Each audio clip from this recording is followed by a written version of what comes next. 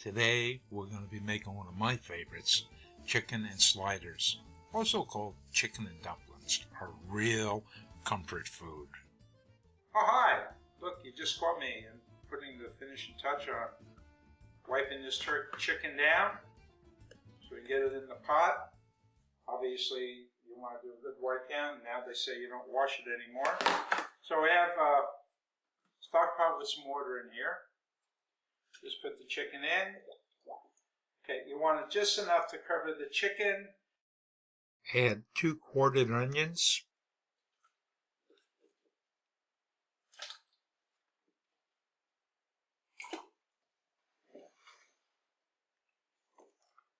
Three sticks of celery, cut in about 1-inch pieces.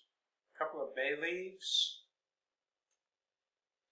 Salt and pepper to taste. Now I'm starting with just about 1.5 teaspoons of salt, but you might add a little more later on after we check it and test it.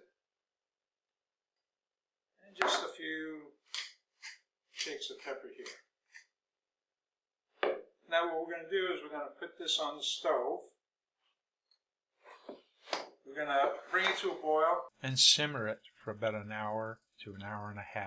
Okay, you want it till the chicken's cooked. Remember, you want your chicken cooked to a temperature of about at least 74 degrees centigrade, about 165 Fahrenheit. We're going to take the chicken out of the pot now.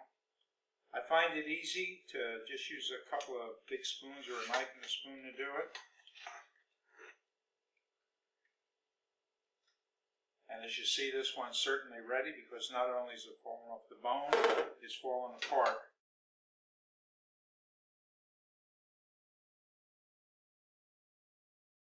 Okay, nothing left in there but vegetables now. So you're going to let that chicken cool. We're now going to take the stock and pour it through the strainer. My goodness, we got a lot of it. So that's it now. While this chicken is cooking, after we cover it with foil, we're going to make the noodles. 4 cups of all-purpose flour, 2 eggs, and as needed, some of the stock from the chicken we just cooked. You can use a pasta machine to do this. We very, very often do.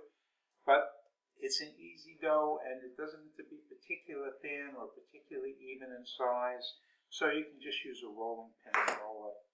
So what we're going to do now is, first we're just going to kind of aerate the flour a little bit. It doesn't have to be sifted. Just want to make sure there's no lumps in it.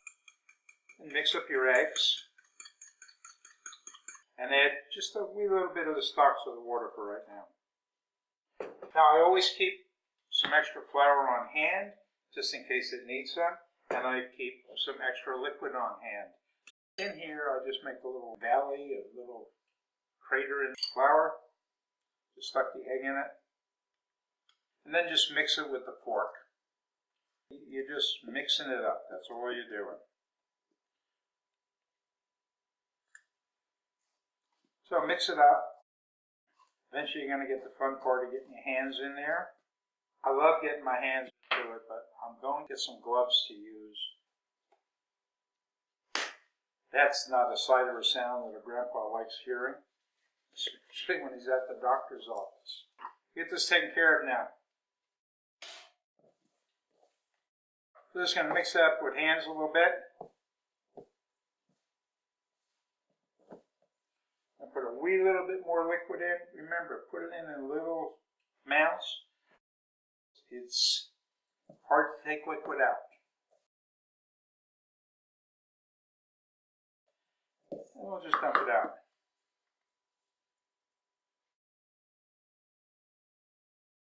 Flour comes off there for the board with it. You can add a little more if you need it. And just bring that together. You want basically a soft flour. You can see the nice color in there. It's coming from the eggs. Kneading's pretty simple. Just take it out, push it forward, bring it back. Forward, back, forward, back. Okay, now I can see that, and it looks like it's going to need some more. So what I do then is just take the gloves, my hands, normally do without the glove, and just put it in there some more.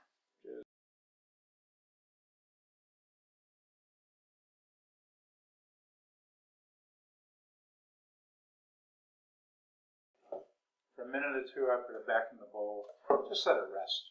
Maybe 5–10 minutes at the most. I clean this board and I get ready to roll it. Once I cut the noodles, I put them on a piece of baking paper on a cookie sheet just to keep them separate, and I have other baking paper there to put on top of them.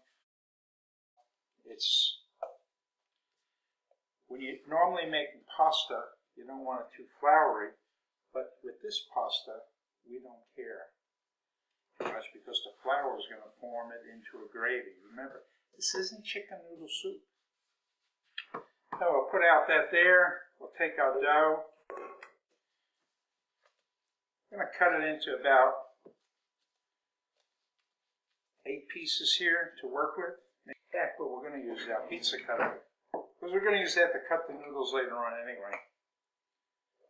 That's 2, 4, 6, 8. So just take them, round them up, toss them back in the bowl. Go on. While you're working on them. Keep the pizza cutter there. Good way to do it. You can cut the noodles with a knife any way you want to do it. Just take your dough, flatten it out.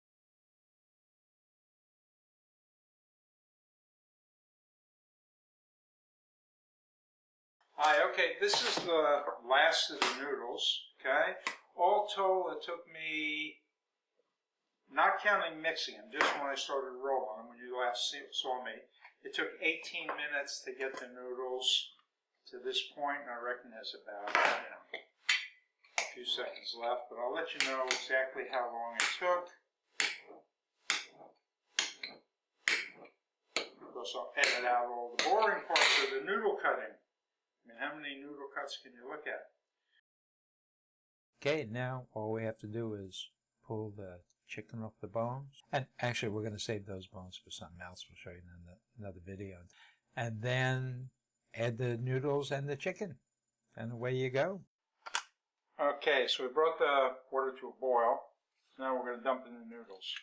Remember, the noodles are served as both the main part of the meal and also as the thickening agent to make a gravy out of the stock. It's absolutely delicious. So give it a stir. Now just add the chicken and let it cook for about 5 minutes and you have yourself a fantastic meal. This is a great meal. It tastes good. It sticks to your ribs and it's just wonderful on those cold days or days you've worked really hard. I try posting about foods that taste good, are easy to make, and give good value. Most of them can be frozen, so you can prepare extra for future meals. If you have any questions, leave a message in the comment section below. If you like my videos, please click like and subscribe to them. Thank you.